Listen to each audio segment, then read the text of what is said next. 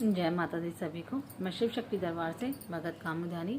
सभी पर शिव शक्ति का आशीर्वाद बना रहे, सभी पर माँ की कृपा यूँ ही बनी रहे और सभी के घर में माँ का आशीर्वाद बना रहे। जो भी लोग माँ की सेवा कर रहे हैं, साधना कर रहे हैं, भक्ति कर रहे हैं, तो सभी लोगों के घर में माँ साक्षात विराजे सभी लोगों के घर में, और माँ सभी को अपनी कृपा दृष्टि दे।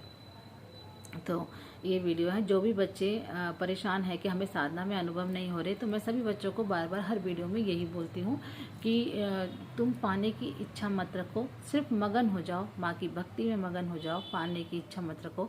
जब ये सब चीज़ें, मैं अपने बारे में बताती हूँ, जब ये सब चीज़ें मैंने शुरू की थी तो मुझे ये पता ही नहीं था कि मुझे आगे क्या होने वाला है या मुझे क्या अनुभव होने वाले हैं।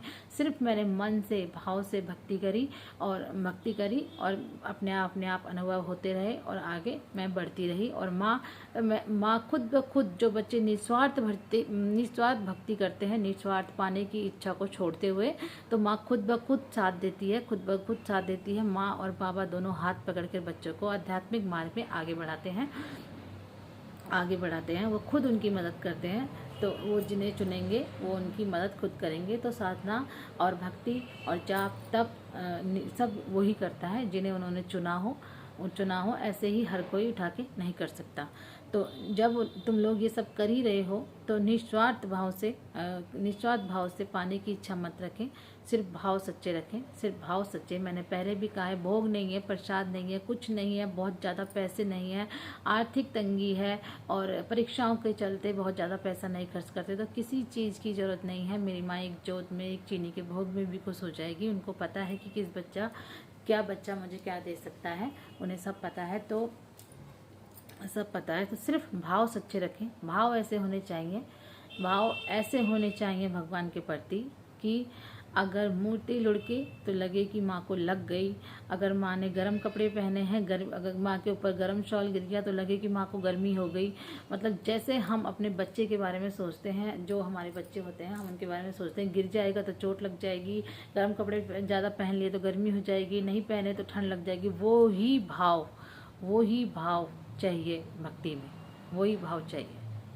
जैसे कि हम कहीं जाते हैं तो हम माँ को भोग नहीं दे पाते, तो मन में यही रहता है कि माँ को भूख लगी होगी। तो माँ के लिए तो हजारों बच्चे हैं, हजारों क्या, बहुत लोग हैं जो भोग लगा रहे हैं, लेकिन हमारा जो भोग है, हम जो लगाएंगे उसमें यही होना चाहिए, यही भाव होना चाहिए। हमने नहीं दिया तो माँ भूखी है, और हमने पानी नहीं दिया तो माँ प्यासी है।